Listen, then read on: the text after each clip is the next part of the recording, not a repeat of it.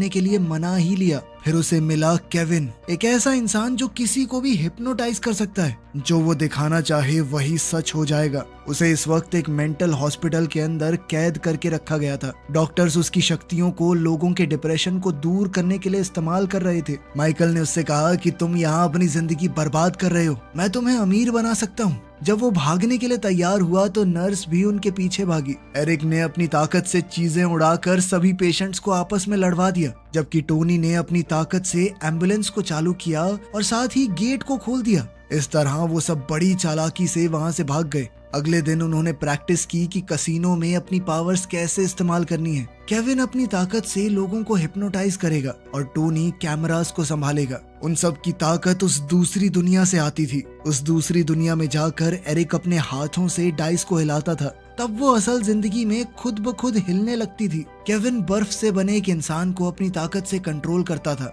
और तब असल दुनिया में बाकी सब भी उसके कंट्रोल में आ जाते। जबकि दूसरी दुनिया में टोनी के आसपास एक बिजली का तूफान आया हुआ था और जिस भी इलेक्ट्रिक डिवाइस को वो हैक करता उसकी चिप उसके सामने आ जाती दूसरी दुनिया में। पहला टेस्ट उन्होंने लियोन के कसीनो में ही किया। शुरुआत में तो सब कुछ एकदम मक्खन चल रहा था, पर धीरे धीरे सिचुएशन बिगड़ गई। केविन बात समझ नहीं पाया और उसने गलती से एक एम्प्लॉय को थोड़ी देर के लिए अंधा कर दिया। वो एम्प्लॉय चौंक गया और जो आदमी हारा था उसने बंदूक निकाल ली। बंदूक देखते ही टोनी घबरा गया और कैमरास को संभालने की जगह उनमें शॉर्ट सर्किट कर दिया। माइकल ने दौड़कर उस क्लाइंट को रोका और सबको शांत किया। उसे समझ आया कि हमें कोई बेहतर तरीका ढूंढना होगा आपस में बात करने का, तभी वो सही तरीके से इस चीज को आगे बढ़ा सकेंगे।